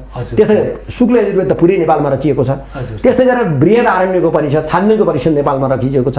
याज्ञवल्क्य नेपाली हुन्, उनले कमला नदीको किनारमा बसेर छान्दोग्य उपनिषदको के अरे बृहद आरण्यको उपनिषदको रचना गरेका थिए। अब त्यस्तै गरेर चाहिँ के अरे अष्टावक्र चाहिँ ब्रह्मवादी दर्शनका प्रवर्तक हुन्, अष्टावक्र नेपाली हुन्। कपिल नेपाली हुन्, बुद्ध त अब कुरै भएन। अनि यस्तै थुप्रै ऋषि महर्षिहरूले न्याय दर्शनको प्रवर्तन गौतम ऋषिले यही जनकपुरमा बसेर गरेका हुन्। यस्ता पूर्वीय दर्शनका थुप्रै भनौँ न चिन्तनहरू नेपालमा आविष्कार भएका छन्। अहिलेको नेपालको पूर्वीय दर्शनको उर्वरा भूमि नेपाल हो। त्यसलाई आधार बनाएर अहिले हामीले चाहिँ नेपाल प्रज्ञा परीक्षणको दर्शन विभाग अन्तर्गत नेपाली दर्शन तयार पार्दैछौँ। त्यो नेपाली दर्शन आइसकेपछि अहिलेसम्म त के छ भने नेपालमा प्रवर्तन भएका दर्शनलाई पनि हिजो भारतवर्षभित्र नेपाल पनि पर्थ्यो, बङ्गलादेश पनि थियो, भारत पनि थियो, श्रीलङ्का थियो, पाकिस्तान थियो, मालदिव थियो र त्यही भारतवर्ष भन्दाखेरि सुहाएको थियो। अहिले भारत भनेको त इन्डिया मात्रै हो नि त, एउटै देश मात्रै बुझिन्छ। अब नेपालमा प्रवर्तन भएका दर्शनलाई अङ्ग्रेजीमा अनुवाद गर्दा इन्डियन फिलोसफी भनिदिएको छ, भारतीय दर्शन भनिदिएको छ। त्यसबाट हामीले मुक्त गराउनु जरुरी छ र हाम्रो आफ्नो पहिचानलाई विश्वव्यापी बनाउनका निम्ति पनि यो काम गर्नु आवश्यक थियो। त्यही हामी गर्दैछौँ र त्यो नेपालीमा तयार भइसकेपछि हामी यही आर्थिक वर्ष आगामी आर्थिक वर्ष 77 त्यो नेपालीमा प्रकाशन गर्छौँ। नेपालीमा प्रकाशन भएपछि त्यसलाई अङ्ग्रेजीमा अनुवाद गराएर त्यसलाई नेप्लिज फिलोसफी भनेर ल्याउँदैछौँ। यो पनि एउटा अर्को काम हामी गर्दैछौँ। त्यति मात्र नभएर महाकवि देवकोटा सङ्ग्रहालय हेर्नुहोस्, नेपाली साहित्यका विराट प्रतिभा महाकवि जसले 12 एउटा महाकाव्य, 10वटा त नेपालीमा लेख्नुभयो, एउटा संस्कृतमा लेख्नुभयो, एउटा अङ्ग्रेजीमा पनि लेख्नुभयो। धारा प्रवाह छाँगो छङछङाए जस्तै आकाशबाट मुसलधारे पानी परे जस्तै कविता बसाउन सक्ने विराट प्रतिभा देवकोटाका नाममा हामीले उहाँको घर पनि लियौँ। नेपाल सरकारले अहिलेका सम्माननीय प्रधानमन्त्रीले सहयोग गर्नुभयो, हामीलाई संस्कृति मन्त्रीज्यूले पनि सहयोग गर्नुभयो, त्यो बजेट पनि उपलब्ध गराइदिनु भयो र हामीले उहाँको घर, उहाँको कर्मघर हामीले नेपाल प्रज्ञा परीक्षण अन्तर्गत ल्याएका छौँ र त्यो सङ्ग्रहालय निर्माणको काम पनि अगाडि बढाएको छ। भनेपछि अब त्यो सङ्ग्रहालय उहाँकै घरमा रहन्छ, देवकोटा सङ्ग्रहालय त्यहाँ रहन्छ। त्यति मात्र नभएर नेपाल प्रज्ञा प्रतिष्ठान अन्तर्गत पनि हामी यो साहित्य सङ्ग्रहालय वाङ्मय सङ्ग्रहालय चाहिँ बनाउने उसमा लागेका छौँ। हामीले यसरी बजेटको केही व्यवस्था पनि गरेका छौँ। अनि नेपाल प्रज्ञा परीक्षण अन्तर्गत रहेका पुस्तकहरूलाई डिजिटलाइज गरेर संसारभरिका पाठकहरूले पढ्न मिल्ने गरेर पनि हामी गर्दैछौँ। त्यति मात्र नभएर नेपाल प्रज्ञा परीक्षणले प्रकाशन गरेका जति पनि शब्दकोशहरू छन् त्यो नेपाली वृहत मात्र होइन, अहिलेको नेपाली वृहत शब्दकोशमा 64-65 हजार शब्द मात्रै छन्। अब हामी त्यसलाई 1,50,000 शब्दको यो प्रज्ञा नेपाली बृहत शब्दकोश बनाउँदैछौँ र अर्को वर्षमा त्यो तयार हुन्छ। त्यसलाई पनि भोलि एपमा हामी राख्छौँ र पढ्न मिल्ने गराउँछौँ र अरू शब्दकोश पनि राख्न मिल्ने गरेर डाटाबेस र सफ्टवेयर हामीले निर्माण प्रक्रिया अगाडि बढाइसकेका छौँ। नेपालीका विभिन्न मातृभाषाका शब्दकोशहरू पनि त्यसमा यो कार्य पनि हामी गर्दैछौँ। र त्यस्तै गरेर त्यति मात्र नभएर हरेक प्रादेशिक रूपमा नेपाली कविताको इतिहास है, अब 1 नम्बरदेखि 7 नम्बर प्रदेशसँगै कविताको इतिहास प्रादेशिक रूपमा पनि गरिरहेका छौँ, लोककथाहरू सङ्कलन गरिरहेका छौँ। अनि हरेक विधामा चाहिँ हामी यसरी काम गरिरहेका छौँ। र यहाँलाई अर्को म के जानकारी गराउन चाहन्छु भन्दा नेपाल प्रज्ञा प्रतिष्ठानले आज भानु जयन्ती म यहाँकै यो मिडिया मार्फत हाम्रा आम चाहिँ दर्शकहरूमा यो कुरा संसारभरिका दर्शकहरूमा यो जानकारी गराउन चाहन्छु।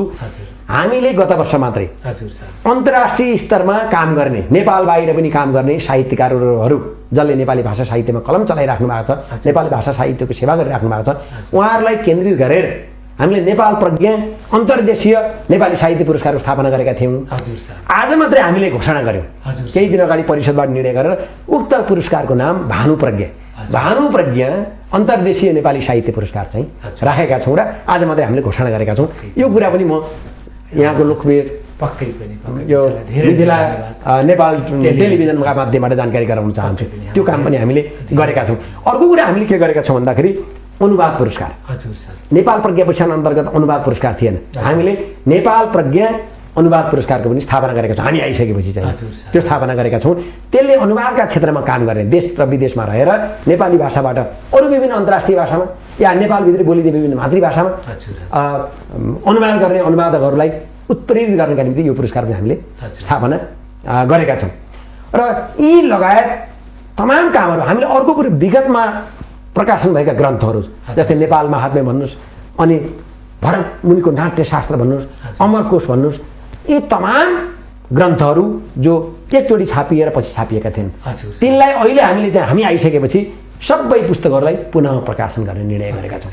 त्यसलाई चाहिँ त्यो ऐतिहासिक मैले अघि भने हामीले विगतका कार्यकालमा भएका राम्रा कुरालाई ग्रहण गर्नुपर्छ, दोष मात्रै लाउनु हुँदैन होइन। त्यो हाम्रो कृतज्ञताको संस्कृति पनि हो भन्ने मलाई लाग्छ। ती काम पनि हामी सँगसँगै गरिरहेका छौँ।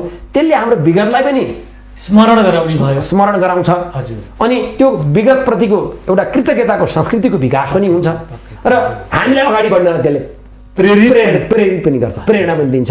यो संस्कृतिबाट हामी अगाडि बढिरहेका छौँ र नेपाल प्रज्ञा प्रतिष्ठानलाई नेपालको, त्यो नेपालभित्र बस्ने मात्र होइन, विश्वभरि छरिएर रहेका र नेपाली भाषा साहित्यमा कलम चलाइरहेका तमाम प्राज्ञहरूको एउटा साझा उच्च स्थलका रूपमा अपनत्व बोध गर्ने गरेर स्थापित गर्नका लागि हामी लागिरहेका छौँ।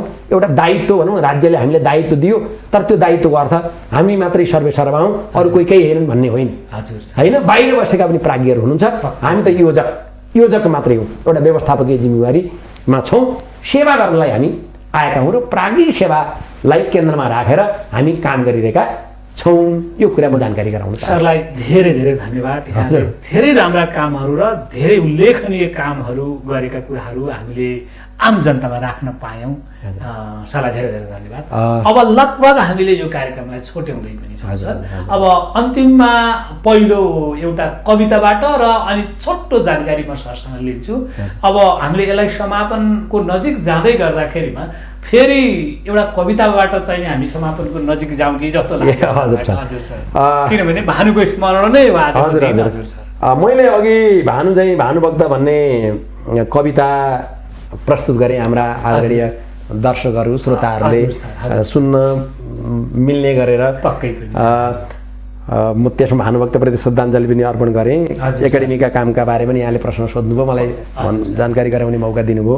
अर्को कुरा मैले त्यो एकाडेमीसँग जोडेँ, हामीले अनुसन्धान विगतमा भएका महत्त्वपूर्ण अनुसन्धानहरू जो छापिएका थिएन विभिन्न काल, तिनलाई पनि खोजी उत्कृष्ट अनुसन्धान, त्यो भनसुनका भरमा मात्र होइन, हामीले आफैले गुणग्राही भएर खोज्नुपर्छ भनेर ती सामग्री पनि चाहिँ हामी के अरे खोजी गरेर प्रकाशन गरिरहेका छौँ। यो पनि म जानकारी गराउन चाहन्छु। प्रतिबद्धताले सफल हुनुहुन्छ भन्ने कुरा प्रमाणित गर्छ सर। हजुर म अब अहिले विश्व यो कोरोना भाइरस पक्कै समसामयिक पनि छ, कोभिड-19 जसलाई नाम दिएको छ, हामी पनि प्रभावित छौँ त्यसबाट। विदेशमा रहेका हाम्रा दाजुभाइहरू, नेपाली भाषी दाजुभाइहरू भनौँ न, चाहे उहाँहरू गैर आवासीय नेपाली हुनुहोस्, चाहे चाहिँ अरू देशको नागरिक हुनुहोस्, उहाँहरू पनि प्रभावित हुनुहुन्छ। मैले यो कोरोनाको प्रभाव छाइसकेपछि र नेपाल सरकारले बन्दाबन्दी को घोषणा गरेपछि लेखेको कोरोना कहर भन्ने कविता सुनाउन चाहन्छु। यो मेरो मोबाइलमा छ, अलिकति समय लाग्न सक्छ यसमा। मैले अघि भानुभक्त भन्ने कविता सुनाएँ। यो कोरोना सुरु भइसकेपछि मैले 4-5वटा कविता लेखेँ कोरोनासँग सम्बन्धित। एउटा कोरोना कहर, अर्को म लकडाउनमा छु भन्ने गद्य कविता पनि छ। त्यस्तै गरेर नयाँ वर्ष मनाउँला भन्ने चाहिँ कविता पनि मैले नयाँ वर्षको दिनमा लेखेको थिएँ। नेपाल मेरो घर भन्ने सरु कुराकाहीले त्यो अमेरिकामा बस्नुहुन्छ उहाँले हजुर सर त्यो वाचन पनि गर्नुभयो युट्युबभरि त्यो धेरैतिर गएको पनि छ हजुर म यहाँ कोरोना कहर भन्ने कविता प्लिज सर सुनाउन चाहन्छु यो पनि मन्दाक्रान्त छन्दमा छ कोरोनाको नवकहरले विश्वलाई सतायो बन्दा बन्दी सबतिर भई लौन आतङ्क छायो बस्नै पर्ने अचल जड भई आज भो बास बास मान्छे मान्छे अछुत हुन गो सृष्टिमा बल्ल आज छानो एउटै शयन छ उही दूरता भेद एउटै सीमा एउटै वरपर उही दृश्यको छेद एउटै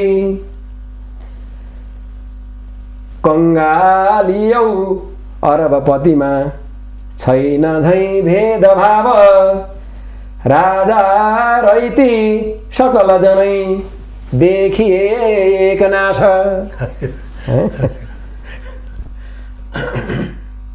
रुगा खोकी विषम ज्वरो नै आज बन्दैछ गोला अरू बेला रुगा खोकीलाई टेर्या फेरि हामीले यो त गोला जस्तै भयो रुगा खोकी विषम ज्वरो नै आज बन्दैछ गोला मान्छे काई मनमुटु जली भस्म बन्दैछ चोला लाखौं मान्छे 5 लाख भन्दा कति नै पुगिसके चाहिँ लाखौं मान्छे कति मरिसके छन् अझै लामबद्ध लाखौं मान्छे कति मरिसके छन् अझै लामबद्ध बल्लान जस्तो कति सब यहाँ साँच्चीकै खामबद्ध हामी कहाँ बाहिरबाट मरेर पनि खाम आइराखेका छन् हजुर हजुर लागेको थियो अब हुन गयो विश्व नै एक ग्राम बल्ला भन्ने मन मन थियो स्वस्थ सद्भाव धाम धाम भने पवित्र स्थल हजुर सर हजुर कोही रोगी भइकन यहाँ मर्नु पर्दैन बाबा कोही रोगी भइकन यहाँ मर्नु पर्दैन बाबा कल्ले वैज्ञानिकसँग यहाँ बोल्न सक्ला र धावा कल्ले वैज्ञानिकसँग यहाँ बोल्न सक्ला र धावा त्यो थिएन नि त तर अहिले पत्ता लागेको छैन विचार चाहिँ हजुर कोरोनाको विषाणु यहाँ व्याप्त भो यत्र छैनन् जस्तै अब हुन गए ज्ञान विज्ञान अस्त्र आयो घुम्दै ऋषिकुल यहाँ जीवनी काल फेरि गुफामा बस्ने कन्दमूल फल खाने आयो घुम्दै ऋषिकुल यहाँ जीवनी काल फेरि खाटा बस्ता वन बिटपले सिउने चाल फेरि हात जोड्नु भन्ने थाहा छ नि सरलाई है घाउ लाग्यो भने जडीबुटी ल्यायो दले चाहिँ यो अहिलेको यथार्थ हो अब के गर्नु त भन्दाखेरि तातो पानी नियमित पी दुध पिउँदा नि तातो आखिर यसको बुझा त त्यही रहेछ तातो पानी नियमित पी दुध पिउँदा नि तातो तातै खाना लिकन बसे बाफमा फेरि तातो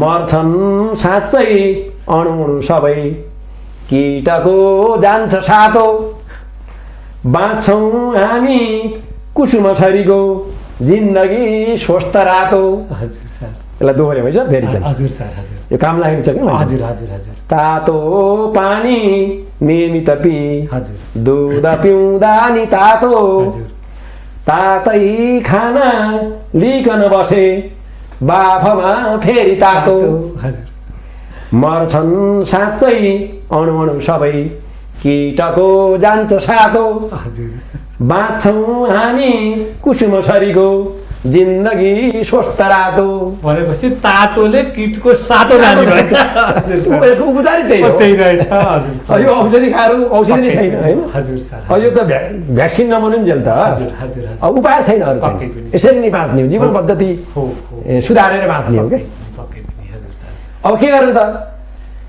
एकान्तैमा अति सजग भई बस्नु पर्ने छाज एकान्तैमा अति सजग भई बस्नु पर्ने छाज टिक्दैन नि युग युग सधैँ कोरोना रात साँझ पक्कै पनि हजुर सर पक्कै पनि हो टिक्दैन नि युग युग सधैँ कोरोना रात साँझ हजुर सर कोरोना रूपी रात र साँझ चाहिँ पक्कै पनि है टिक्दैन। रात कुनै दिन त दिन आउँछ नि त फेरि पक्कै पनि। साँझ आयो भने बिहान आउँछ पक्कै पनि है हो हो अब जाडै जाडो गरम अतिवा हुन्न कहिल्यै धरामा जाडै जाडो पनि हुँदैन गर्मी गर्मी पक्कै हुँदैन पनि पक्कै है पनि हजुर जाडै जाडो गरम अतिवा हुन्न कहिल्यै धरामा हाले पानी सबजना मिली जिन्दगीका गरामा हजुर हजुर जाडै जाडो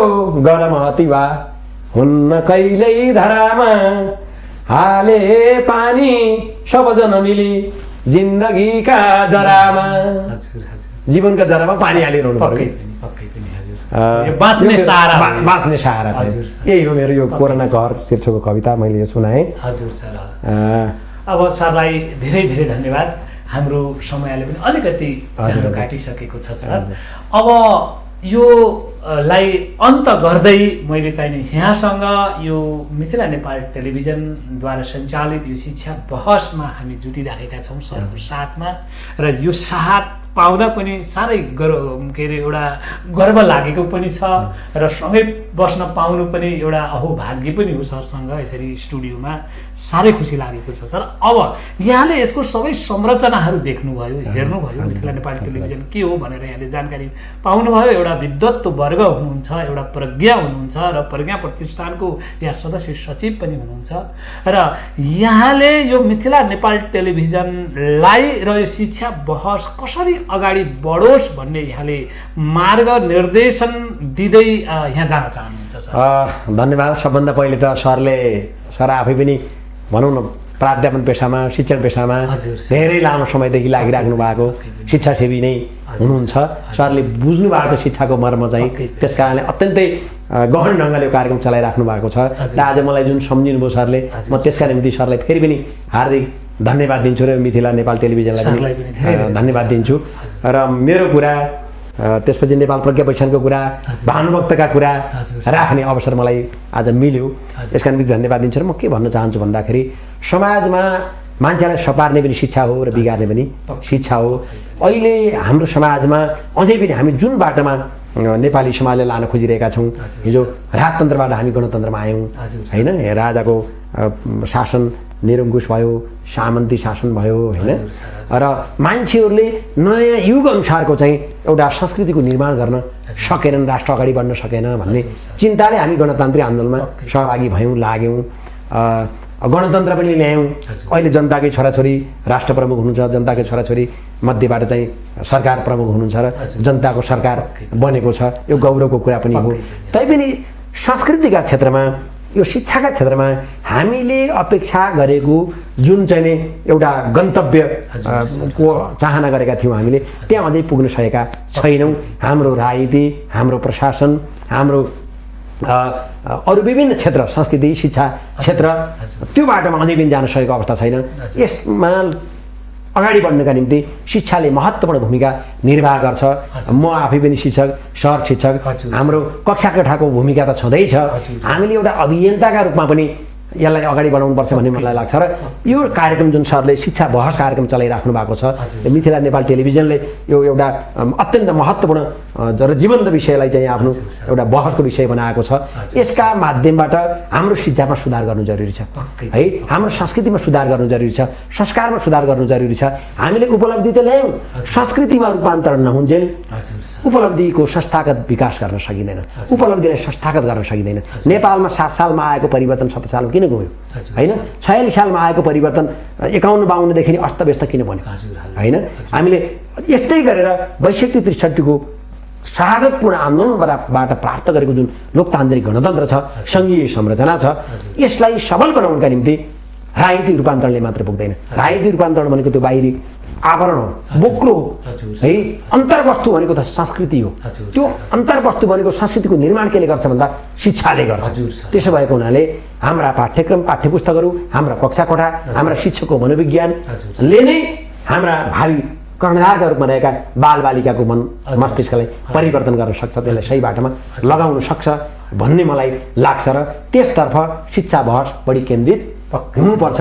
सांस्कृतिक रूपान्तरणका निम्ति नै हामी लाग्नुपर्छ भन्ने कुरा म राख्न चाहन्छु र हाम्रो शिक्षाको मुख्य उद्देश्य पनि त्यही हुनुपर्छ र शिक्षा बहस कार्यक्रमले त्यसमा बढी जोड दिए हुन्थ्यो कि भन्ने मलाई लाग्दछ। यही कुरा म राख्न चाहन्छु। सरलाई धेरै धेरै धन्यवाद, किनकि यहाँ एउटा प्रज्ञा हुनुहुन्छ, प्रज्ञा प्रतिष्ठानको सदस्य सचिव हुनुहुन्छ, त्यो मात्रै होइन एउटा विद्वत्व वर्गभित्र यहाँ पर्नुहुन्छ र यहाँको सुझावलाई हामी सदैव मनन गर्नेछौँ।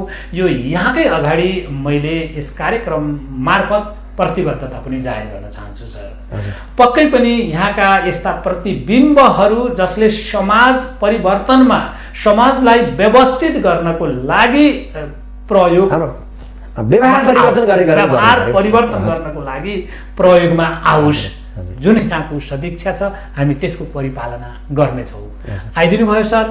हामीले पक्कै पनि यो मुलुकमा अलिकति केही परिवर्तन आउने कुराहरूको जुन आवश्यकता महसुस गर्ने भयो भनेदेखि हामी यहाँलाई सम्झनेछौँ र यसरी नै म यहाँलाई यो आग्रह पनि गर्छु, यहाँले हामीलाई नबिर्सिदिनु होला र यहाँको जुन आगमनले यो मिथिला नेपाल टेलिभिजनलाई अरू एक स्टेप थप्नेछ मात्रै होइन, समाजले पनि केही न केही एउटा परिवर्तनकामी सुझाव पाउनेछ, हामीले यो आश गरेका छौँ यहाँबाट।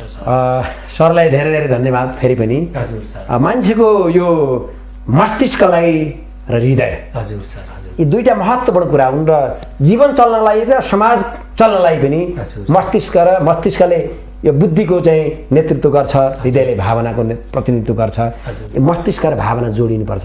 बुद्धि र चाहिँ हृदय जोडियो भने मात्रै, भावना जोडियो भने मात्रै हामीले सही बाटो पक्रिन सक्छौँ भन्ने मलाई लाग्छ।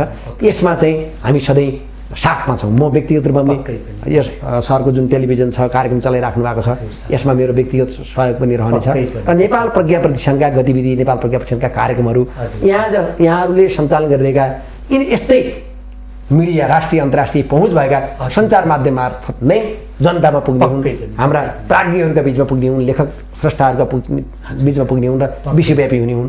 यहाँहरूको ठुलो भूमिका यसमा रहन्छ। हामी पनि, म आफै पनि नेपाल प्रज्ञा प्रतिष्ठानका तर्फबाट त्यो अपेक्षा गर्छु र व्यक्तिगत तर्फबाट पनि अपेक्षा गर्छु।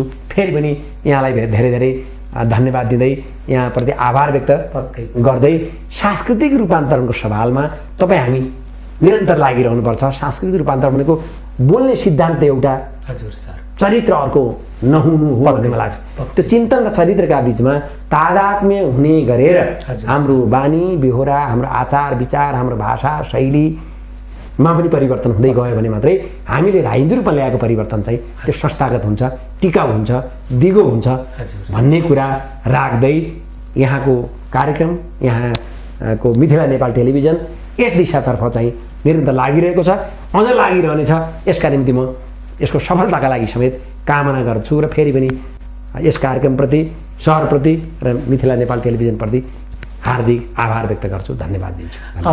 पक्कै पनि आदरणीय गुरुको यो आशीर्वाद हामीलाई लागोस् र यहाँको साथ सहयोग सधैँ पाइयोस्, हामीले पनि केही गर्न सक्छौँ भन्ने हामीलाई आश पलाएको छ र अरू जे जति कुराहरू बाँकी छन् फेरि हाम्रो अर्को सेटिङमा हामीले पक्कै पनि त्यसलाई खोतल खातल गर्नेछौँ भन्दै अहिलेलाई यहाँलाई धेरै धेरै धन्यवाद दिँदै आदरणीय दर्शक महानुभावहरू, आजको यो बहस हामीले भनेका छौँ विशेष गरेर नेपाली साहित्यका नक्षत्र भानुभक्त आचार्यलाई स्मरण गर्दै नेपाल प्रज्ञा प्रतिष्ठानका सदस्य सचिवज्यूलाई हामीले सम्झेका थियौँ। हामीलाई उहाँले पनि सम्झिदिनु भएकोमा उहाँलाई म धेरै धेरै धन्यवाद दिँदै यहाँहरूलाई यो कार्यक्रम कस्तो लाग्यो, हाम्रो यस कार्यक्रमलाई हेरिराख्नुभएका आदरणीय दर्शक महानुभावहरूलाई यो कार्यक्रम युट्युबमा पनि जाने गर्छ। हाम्रो युट्युबलाई सब्स्क्राइब गर्दै त्यसमा कमेन्ट लेखिदिनु होला, किनकि यस्ता प्रज्ञा व्यक्तित्वहरूको भावनालाई हामीले समाजमा छरपष्ट बनाउनु पर्छ, जसको कारणले समाज परिवर्तनमा ठुलो भूमिका खेल्न सक्छ भन्दै म अहिले यहाँहरूबाट बिदा हुनुभन्दा अगाडि मिथिला नेपाल टेलिभिजन सबैको लागि सधैँको लागि मिथिलाको संस्कार र जुन हाम्रो संस्कार, हाम्रा धेरै संस्कार संस्कृतिहरू छन्, ती सबै संस्कार संस्कृतिहरूलाई घुलमिल बनाउनको लागि हामी निरन्तर प्रयत्नशील छौँ र त्यसैको लागि हो यो मिथिला नेपाल टेलिभिजन। मिथिला र नेपाललाई घुलाउनको लागि, मिथिला र नेपाललाई सधैँ राख्नको लागि निरन्तर प्रयत्नरत रहनेछौँ भन्दै म यहाँहरूबाट बिदा भएँ र खुसी रहनुहोस्, सुखी रहनुहोस्, शान्त रहनुहोस्, स्वस्थ रहनुहोस्। यो मिथिला नेपाल टेलिभिजनको यहाँहरूलाई आग्रह हो। हस्त नमस्ते। यस्ता कार्यक्रमबाट भेटौँला फेरि।